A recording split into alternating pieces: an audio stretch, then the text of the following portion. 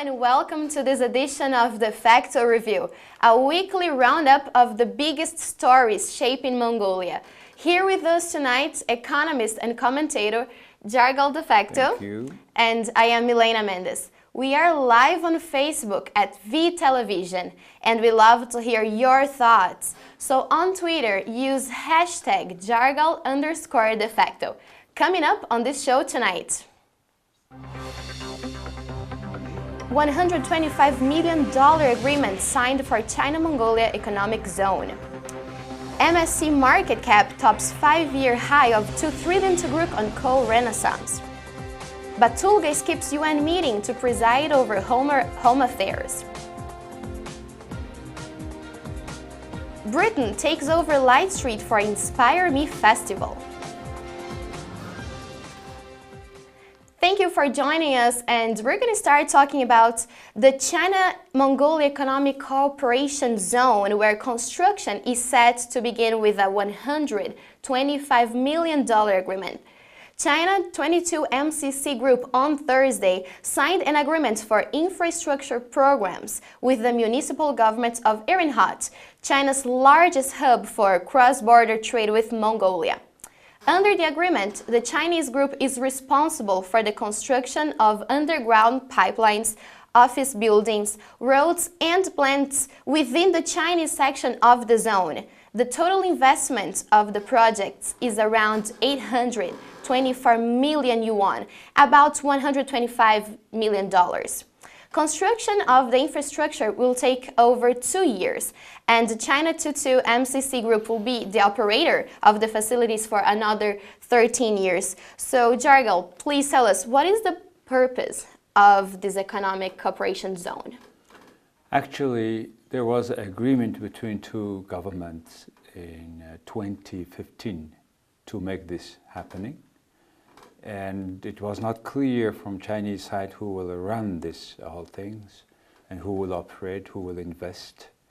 And this 22 MCC group is a part of large metallurgical corporation group in China, which was founded 1958, and they have so many metallurgical plants. This is the number 22. That's why it's 22.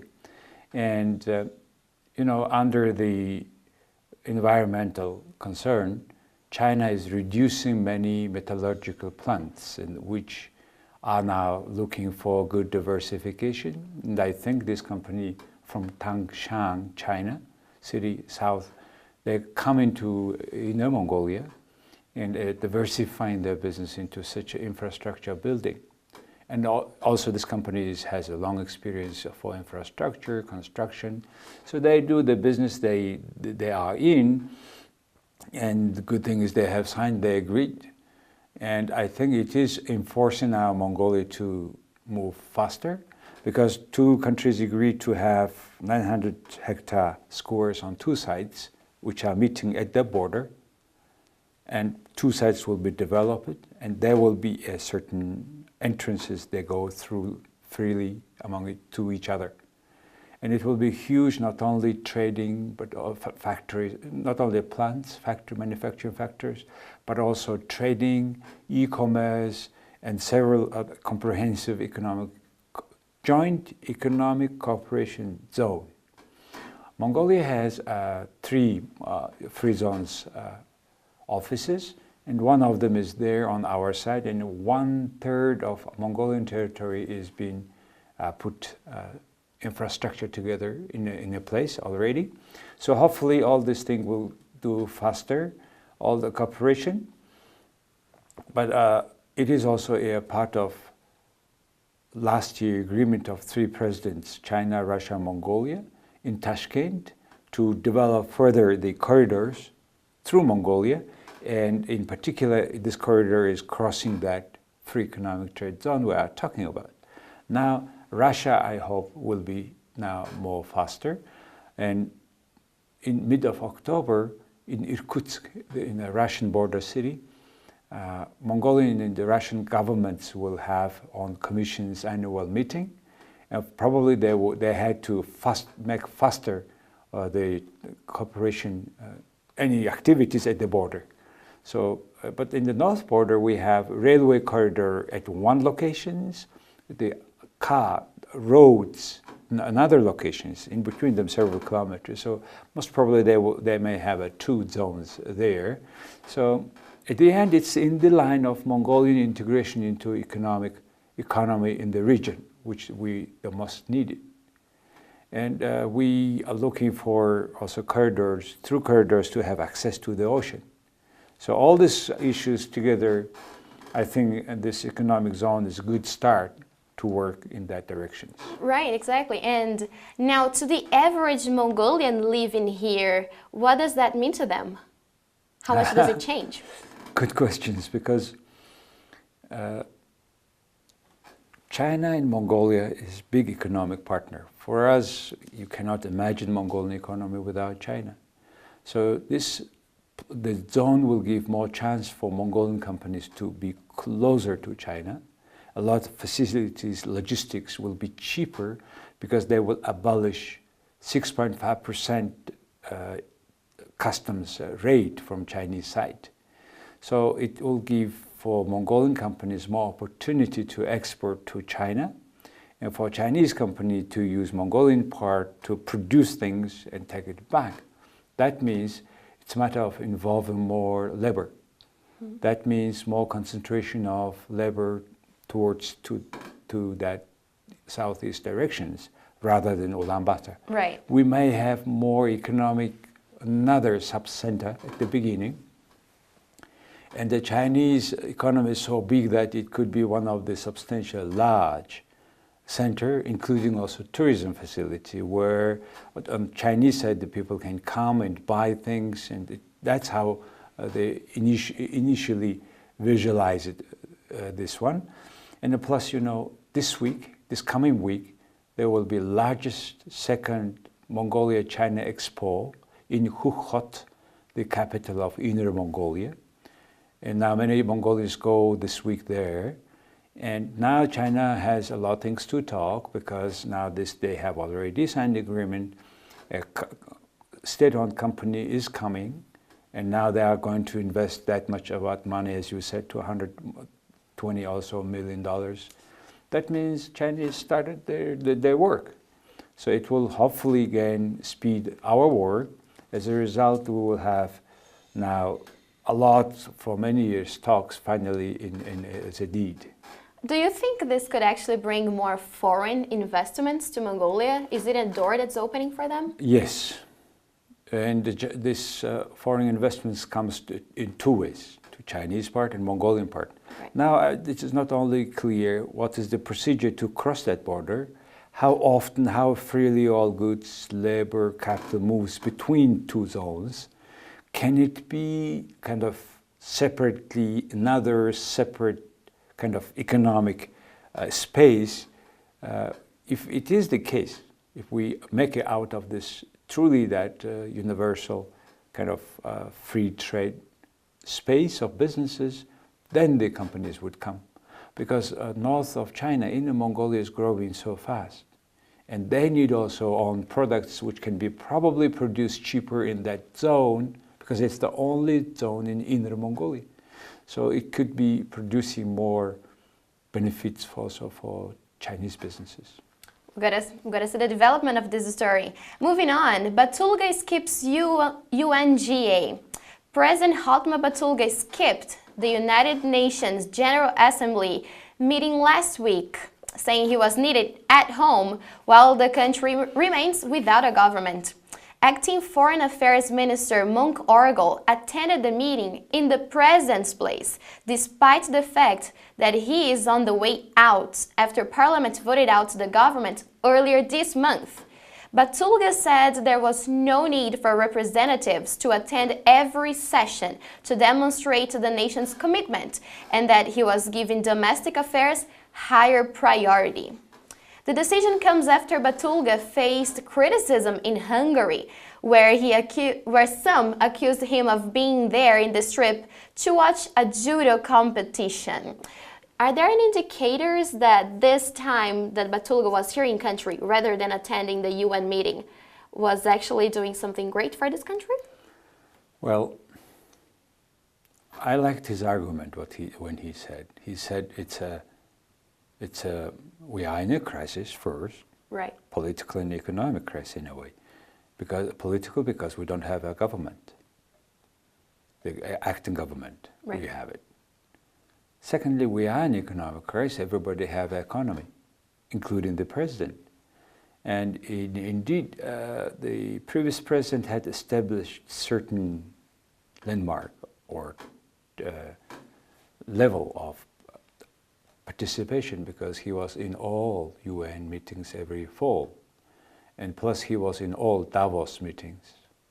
When president travel, it's a minimum 10 person goes together, and they, of course, they had to order the most expensive hotels, fancy ones, and you know, we don't want him looking very poor. Right.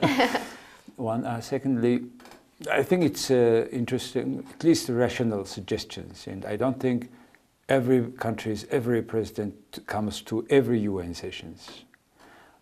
However, for a small country like Mongolia, it's important to go to places where each country's leaders come together. Then we can meet many of them in one spot. So it's a matter of selections. It's a matter of making right priorities. Mm-hmm. And hopefully this president will do that. And it's a start, as I see. And, you know, there are so many other things that he has to pay more attention. And he recently also met the UNDP head in Mongolia, who was, this UNDP is the most coordinating agency of UN in Mongolia since 1976. President Batulga had met Mrs. Trunkman, who is the head of UNDP and who is coordinating all UN work in Mongolia. And they have agreed to focus on only 5 issues like unemployment, poverty, environmental issue, children issue, and air pollution. So Mongolia, president on his side will pay whatever is related to the UN and Mongolia cooperation. He suggests he will focus on that, and he will reintroduce certain methods so that these results of those projects under these 5 topics have more impact on Mongolian society. Right. Now, the Russian president, Vladimir Putin, he had put a big show saying that he would not attend the UN meeting. Now, given that President Batulga's decision came shortly after Putin's decision, can we say that maybe Batulga is trying to align himself more closely to Russia over the West? I don't think so. And plus, we cannot and we should not compare our president with the president of these big powers. It has no sense. Mongolia is the most independent country. You know why? Because nobody is depending on Mongolia or from Mongolia. So we should be knowing our positions, and yet we are interested to develop further at the same level with our 2 neighbors, with the third countries. So there will be more other chances for our president to meet the presidents of other countries as well. But I don't think it will be very premature to compare small countries' president decisions to go somewhere because decisions of some bigger countries. And plus, UN meetings not every year discusses an issues they require the head of countries' presence. So I don't think it was a big deal that we have missed a big thing from the UN this time. And plus, really, in fact, we are in the economic and political crisis. What he will tell there if back in the country we are in a crisis? Yeah, it wouldn't look very good for us anyways. Now, moving on, Mongolia's tiny stock market soars on coal trade renaissance. A boom in the coal trade has elevated the Mongolian Stock Exchange's benchmark stock index and pumped the tiny exchange's market capitalization to 5-year highs. Coal miners here are set to increase production on the back of the improved market conditions, while the Mongolian Stock Exchange Top 20 Index has soared more than 45% since the start of the year to highs not seen since March 2012. Total capitalization of the market for the first time in 5 years surpassed on Monday the 2 trillion tugrug mark, which is equivalent to over $812 million. Coal exports, however, may face troubles in the coming months as bottlenecks at the Chinese border slow trade. Now, Jargo, can you please remind our viewers why conditions have improved for coal? Well, North Korea sanctions. China was importing a lot of coal, particularly brown coal from North Korea.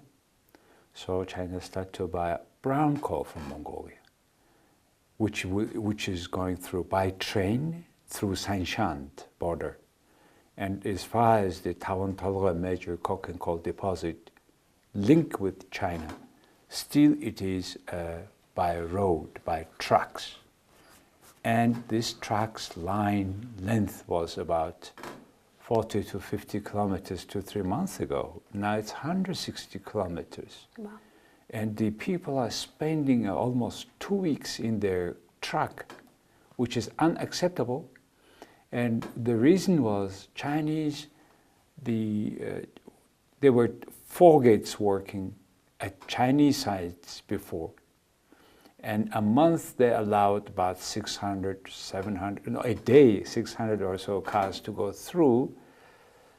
Now it's only, no, it was 1,500 before, now it's only 600. So the result, because out of these 4 gates at the Chinese border, okay, 2 is closed somehow. So that's what we try to understand, why China would close out of 4, 2 of them. And it somehow suggests that there may be other concern. And again, we're too much dependent on Chinese allowances of how many cars we can go through, etc. So it's very pity. And hopefully we will make a railway finally there. But we don't have money, not yet. So, but as far as this coal price and coal export increase made this stock exchange doing better jobs, or namely the Tawantolga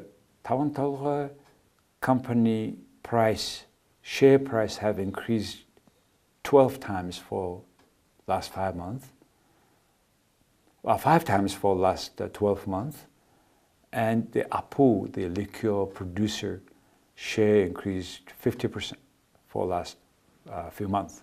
And combined, they both come to a close of almost half of MSC market That's capitalization. why we cannot say that the market capitalization keep increasing because of in general conditions of the economy. No, probably it is with APU.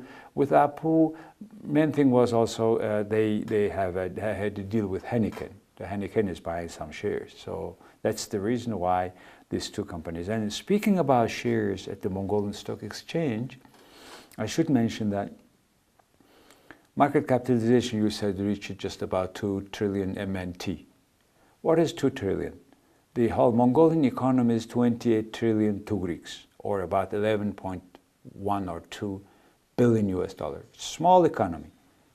And our banking asset, total asset of banking sector, is 95% of this GDP equivalent. But by the same token, the capital market capitalization is only 2 trillion, which is 7% of GDP.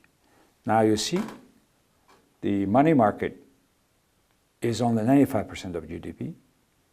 Capital market is only 7%. Because these 2 market makes financial market of the country, which altogether less than almost the GDP, which gives such a pattern that money is very expensive. Money market is 1 year term or less securities. Capital market is longer term. So it also explains why don't we have a money, why this country is always have a less liquidity than it needs. So now question is, can we improve the market stock exchange situation? Can we have more companies making IPO? That's the questions. No, because there are 227 companies listed in Mongolian Stock Exchange. It was 3 years ago, about 500 of them. So much delisting. Why? Because Mongolian Stock Exchange was made for privatization of formerly socialist state-owned companies. So this system is now finished. Out of them delisted. So out of 220 plus companies today, only 20 are classical terms IPO companies. You understand? The remaining is from that old socialist period. So what happens is now more shares are being concentrated in the hand of few people, and they are less and less interested to make a public report or make disclosure, which is required by law. So very interesting, very bad situation where out of this 227 companies, only 70% make a financial report. 30% don't make a financial report for stock market. It's unacceptable, and it's the bottleneck of development of trust. People who would buy shares, right? Right. So that's the reason why we don't have developed capital market. The second reason is, according to the head of Mongolian Stock Exchange, Mr. Altai, because Mongolian Stock Exchange is a state-owned company, and it has a lot, thus it has a lot of political influence. One political party wins, they change the head of stock exchange. So how come that the market is always dependent on politicians like any other state-owned enterprises?